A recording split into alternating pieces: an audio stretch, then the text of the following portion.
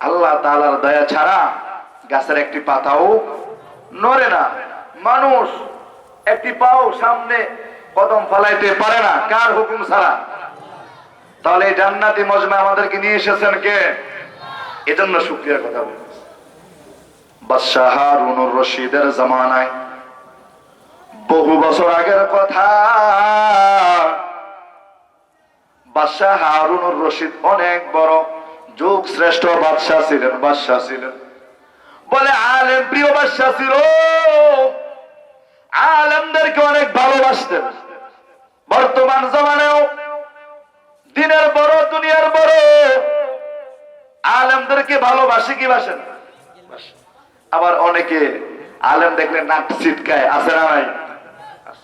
হঠাৎ করে রাজ দরবারে এক আলেম উপস্থিত অসময়, নাম তার সুলাইমান। আলেমের নাম কি বলেন? সবাই বলেন আলেমের নাম কি? সুলাইমান। আলেম গিয়া বলেন, ও বাদশাহ হারুনুর রশিদ, রাজপ্রাসাদ থেকে নেমে আসো।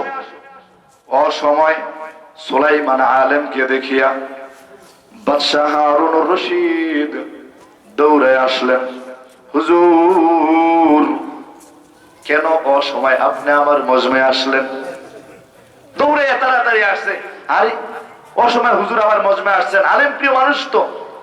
আর এখনকার কোন ইমাম সাহেব কারো বাড়িতে গেলে, হুজুর আমরা একটা জরুরি মিটিং আছে, আপনি পরে আসেন জানগা। কথা বলা ঠিক কিনা? আচ্ছা আপনারা আমার একটা কথার উত্তর দেন। আলেমদেরকে যেই পরিমাণ মহাব্বত করা দরকার, যেই পরিমাণ ভালোবাসা দরকার, এরকম কি আমরা করিও? জোরে বলেন। আল্লাহ তাআলা আমাদেরকে কবুল করে বলেন আমিন। বাদশাহ হারুনুর রশিদ বলেন, ও হুজুর অসময় আপনি আমার কাছে কি ফরমান নিয়ে আসলেন?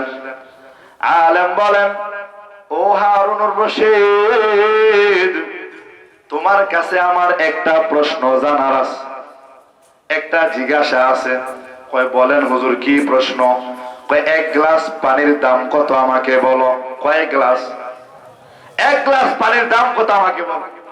হারুনুর রশিদ বলেন, হুজুর এক গ্লাস পানির আমার দাম আছে নাই? এক গ্লাস পানির কি দাম আছে? আপনার কয় গ্লাস লাগবে আমার কথা হলে দাম নাই না, এক গ্লাস পানির আমার দাম হবে করতে গেলে। सुलाइमान बोलें हकीकत से तो दुनिया बेखबर है, दुनिया की नुमाइश पर नजर है। नमी गोयाम कि आज दुनिया जुदा बाश, बहर कारे के बाशी बा खुदा बाश। सुलाइमान बोलें, ओ बादशाह तुम्हारे কাছে এক গ্লাস পানির দাম নাই, এটাই তো বললা? বলে হ্যাঁ। ও বাদশাহ হারুনুর রশিদ, মনে করো তুমি বাণিজ্য সফরে বের হয়ে গেছো, বহু দূরে যাওয়ার পর এমন জায়গায় গেছো যেখানে চাটিয়াল ময়দান, যেখানে কোনো পানি নাই। একদিন, দুই দিন, তিন দিন, 4 দিন, 5 দিন পর্যন্ত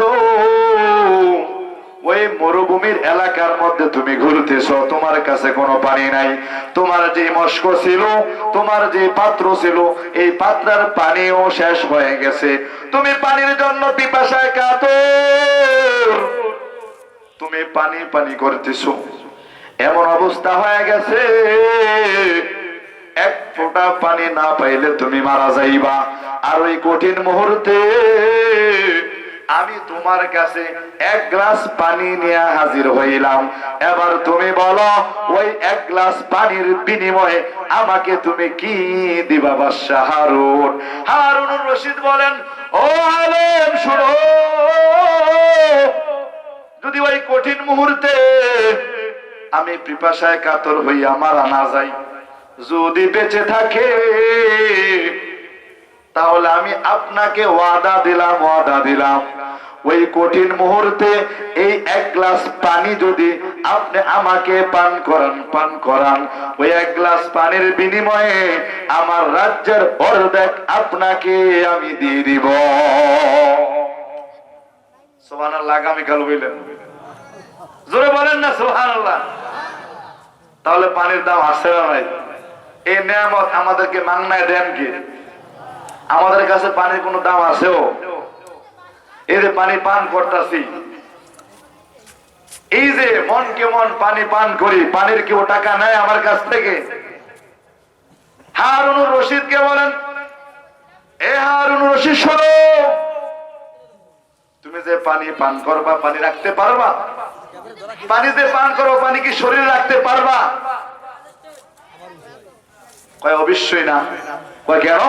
কয় পেশাবের মাধ্যমে, ঘামের মাধ্যমে এগুলো বের হয়ে যাবে।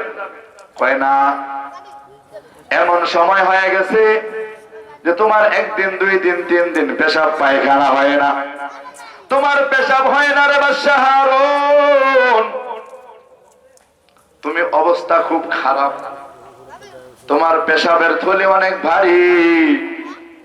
ওই মুহূর্তে, কঠিন মুহূর্তে আমি ডাক্তার হইয়া তোমার পেশাব করার ব্যবস্থা করে দিব, তখন তুমি আমাকে কি দিবা বলো? কয় যদি ওই সময় আমি বেঁচে থাকি তাহলে আমার রাজ্যের অর্ধেক, বাকি অর্ধেক আপনাকে আমি দিয়ে দিব। সুবহানাল্লাহ বলেন। তাহলে কি বোঝা গেল? 1 গ্লাস পানির দাম দ্বারা কি চলে গেল? কি শেষ?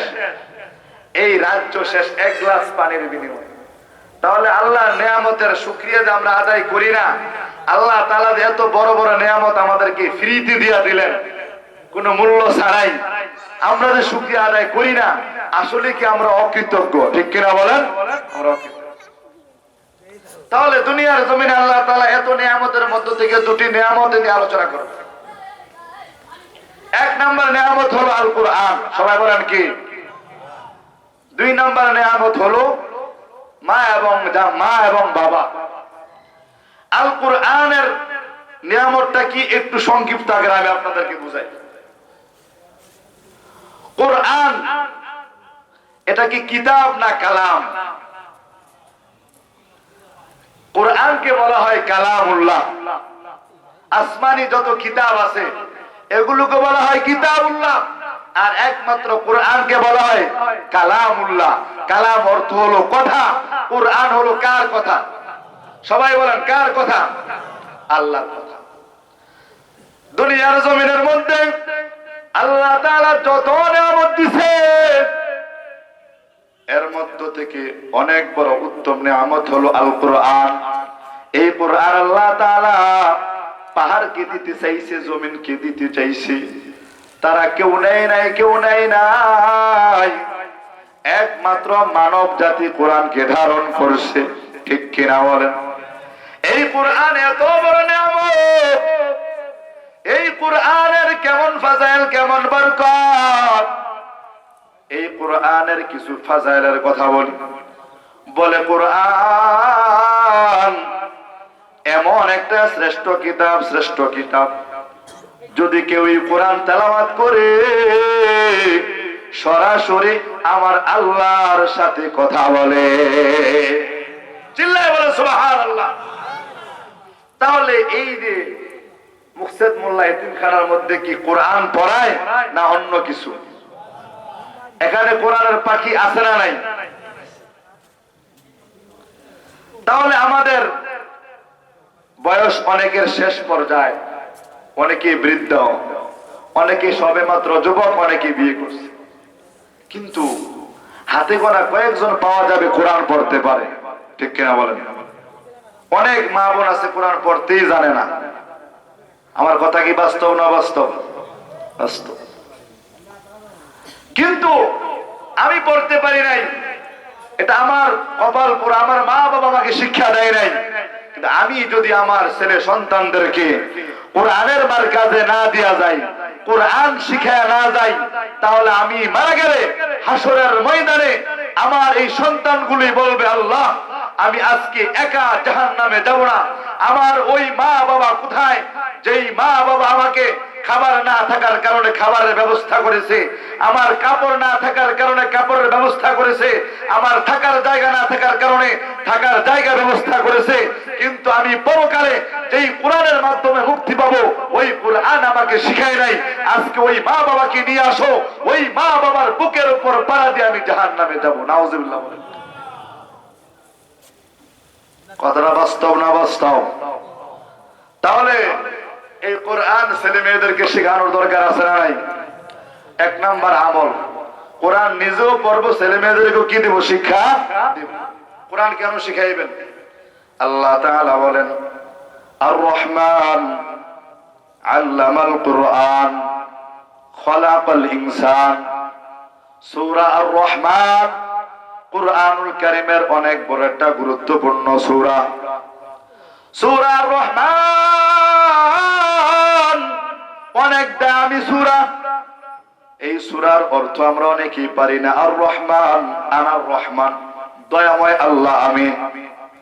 আল্লামাল কোরআন আই আল্লামতুল কোরআন, কোরআন আমি শিক্ষা দিলাম। খলাকাল ইনসান, খলাকতুল ইনসান, আমি মানুষকে সৃষ্টি করলাম। একটু খেয়াল করে এই জায়গাটা শুনতে হবে। আমি বলছিলাম না, আমার কথা ধ্যান সহকারে শুনলে বুঝবেন। অনেকে দেখি ঘুম আসে, কারণ কেউ ভাই আজকে যদি গানের আয়োজন হইতো আমাদেরকে ঘুম আসতো বলেন? সামান্য সময় নেব, ঘুমাইবেন নাকি? এখানে একটা সুন্দর তাফসীর আছে, বুঝতে হবে কোরআন কেন পড়বেন।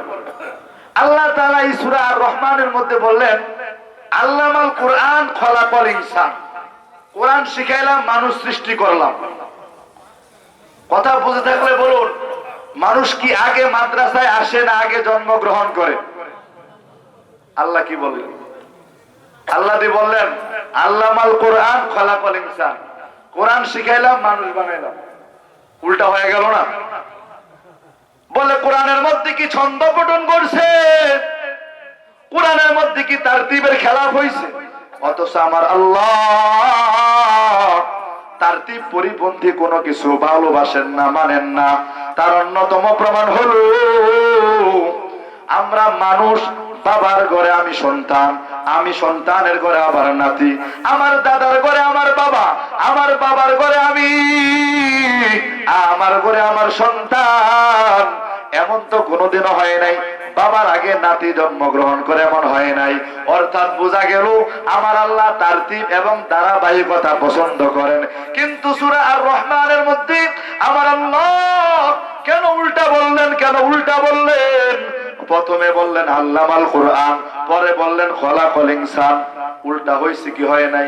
বলে না না না, এই সূরা আর রহমান এত দামি সূরা, দামি সূরা, যে সূরাটা আমার আল্লাহ হাসরের ময়দানে সব জান্নাতীদেরকে আল্লাহ তাআলার কুদরতি কণ্ঠে সব মানুষকে শোনাইবেন। সুবহানাল্লাহ। তাহলে এই দামি সূরার মধ্যে আল্লাহ তাআলা উল্টা বলবেন, এটা হতে পারে না। তাহলে ব্যাখ্যা কি? এই কথার ব্যাখ্যা কি? তাফসীর কি? এখানে কি বুঝাইতে চাইছে আল্লাহ জানার দরকার আছে না নাই?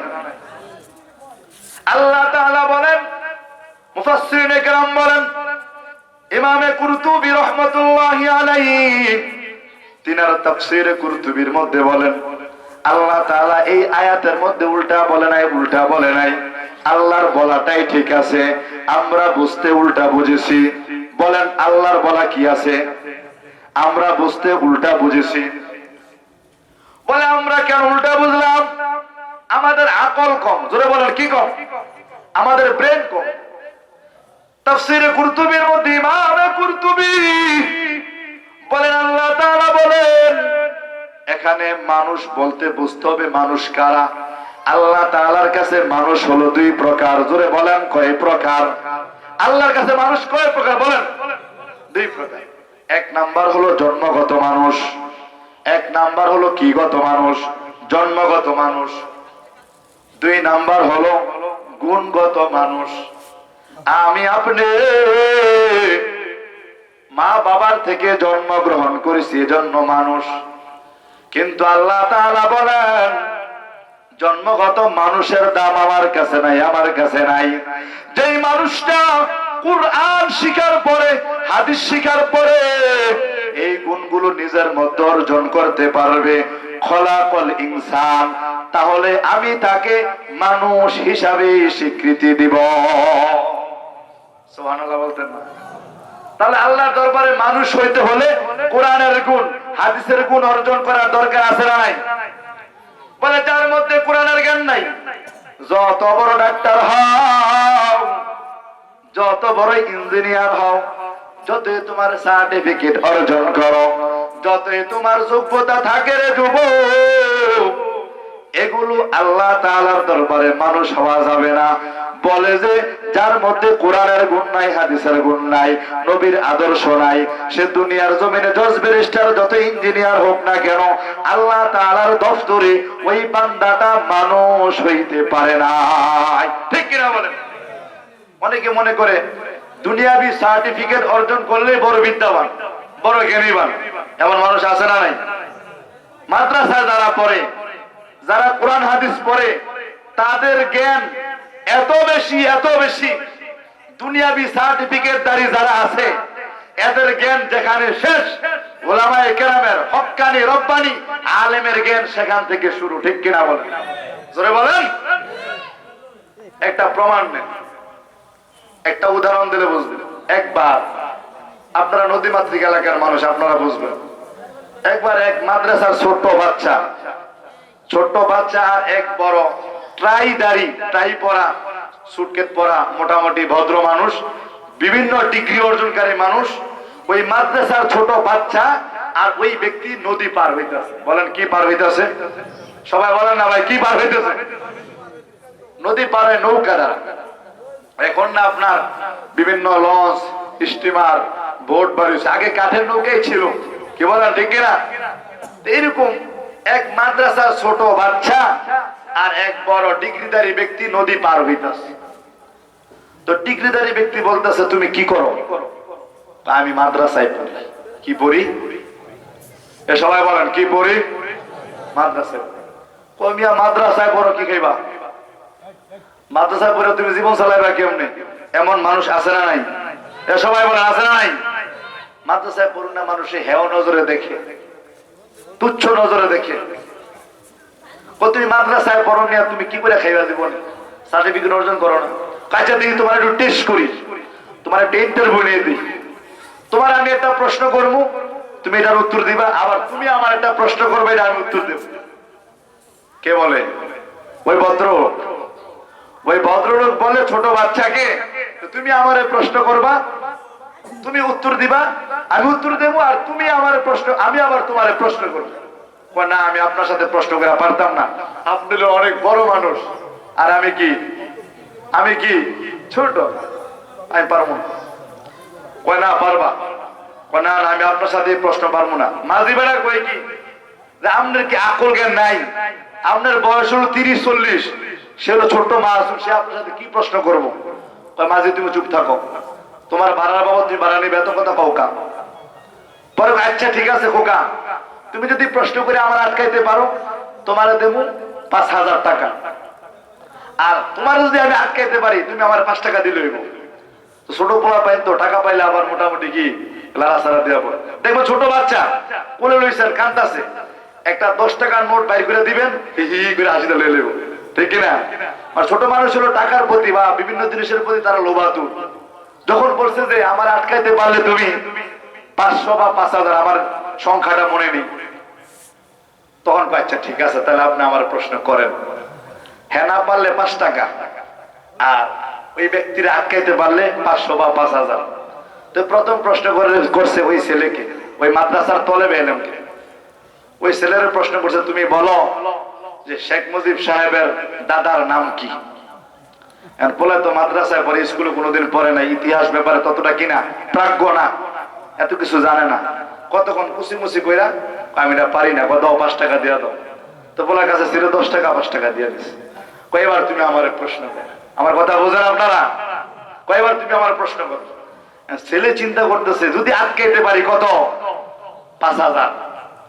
আপনি বলেন কোন জিনিস উপরের দিকে তাকালে নিচের দিকে দেখা যায়, আবার নিচের দিকে তাকালে উপরের দিকে দেখা যায়? এখন উনি ওনার ডিগ্রি দিয়ে যত সার্টিফিকেট আছে সব দিয়ে খালি চিরুনি অভিযান দিতে আছে, খুঁজে পাইতেছে না, মাথার মধ্যে খালি ঘাম দেয়। কারণ না পারলে কত? 5,000 নাই। মাঝি বেটাও চোখ বড় করে চাইয়া রয়েছে, কি কয় দেখি। মাঝি বেটাও বড় চোখ করে দেখি কি কয়। অনেকক্ষণ কুচি কইরা মাঝি নিয়ে আছে, বাটপারি করা তো কি নাই, সুযোগ নাই। কয় বাজার, এটা তো আমি এই কইতে পারতাছি না কি হইব, কত দেন। সাথে সাথে বিটকিস খুলে টাকা দিয়া দিল। পোলায় খুশিতে বাঘ বাঘ হাসি আনন্দ। 5 টিয়া গেছে, পাইছে 5,000। কার না ভালো লাগবো বলেন? এবার কত হলে এবার আমার প্রশ্নের পালা। কই করেন, অসুবিধা নাই, টাকা বহু আছে। 5 টিয়া করে দিলে সারাদিন প্রশ্ন করলে আমার শেষ হইব না। কয় বাজান তুমি এবার বলো, আমার যে এই প্রশ্নটা করছো এটার উত্তর কি দেখি, তোমার এটা প্রশ্ন করলাম। এবার ছেলে আস্তি করে 5 টাকা একটা নোট দিয়ে দিছে, কইটা আমিও জানি না। মোল্লাদের জ্ঞান আছে না নাই? আলেমদের জ্ঞান আছে না নাই? সবার লগে পাঙ্গা লইতে যাও না। তোমাদের জ্ঞান যেখানে শেষ, আলেমদের জ্ঞান সেখানে শুরু, ঠিক কি না? তাহলে কোরআন কেন সন্তানকে শিখাইতে হবে?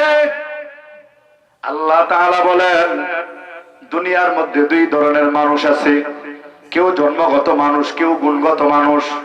কোরআনের জ্ঞান হাসিল করিয়া নবীর আদর্শ মোতাবেক চলিয়া যখন কোন বান্দা দুনিয়ার জমিনের মধ্যে ইসলাম প্রতিষ্ঠার ক্ষেত্রে কাজে লাগাইবে, আল্লাহ তাআলা বলেন এই লোকটার দুনিয়ার কোনো সার্টিফিকেট নাই, এই লোকটার দুনিয়ার মধ্যে কোনো বাড়ি-গাড়ি নাই, দিন আনে দিন খায়, কষ্ট করে চলছে, কিন্তু মানুষের হক মেরে খায় নাই।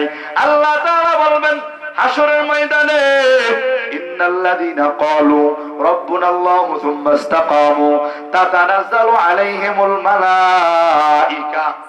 যারা দুনিয়ার জমিনে আমি আল্লাহকে আল্লাহ বলে স্বীকার করছে, আমি আল্লাহ তাআলাকে রব বলে স্বীকার করার পর ওই কথার উপরে দেহ ছিল এবং দুনিয়ার মধ্যে কোরআনের জ্ঞান অর্জন করছে, আমার হাবিবের আদর্শ অনুযায়ী জীবন যাপন করেছে, ও ফেরেশতার দল যাও যাও, তাদের কবরের মধ্যে যাও, তাদের কবর করে গিয়া বলো আল্লাহ তাখাফু ওয়ালা তাহজানু, এ বান্দা তোমার আজকে কোনো ভয় নাই, হে মুমিন আজকে তোমার কোনো ডর নাই, তুমি আল্লাহর ভয়ে হারাম খাও নাই, সুদ খাও নাই, ঘুষ খাও নাই, অন্যের সাথে অন্যায় আচরণ করো নাই, কারো জমি অন্যায় ভাবে আত্মসাৎ করো নাই, কারো সাথে খারাপ ব্যবহার করো নাই, কাউকে গালি দাও নাই, একমাত্র আল্লাহ তাআলার ভয়ে আল্লাহ তাআলা পাঠাই দিছে তোমাকে আশ্বস্ত করার জন্য। 2 চোখ খুলে তাকায়া দেখো, তাকায়া দেখো, যতদূর তোমার দৃষ্টি যাবে ততদূর পর্যন্ত তোমার জন্য জান্নাত পুষ্ট। তাহলে কোরআনের জ্ঞান কেন সন্তানকে শিখাইবেন?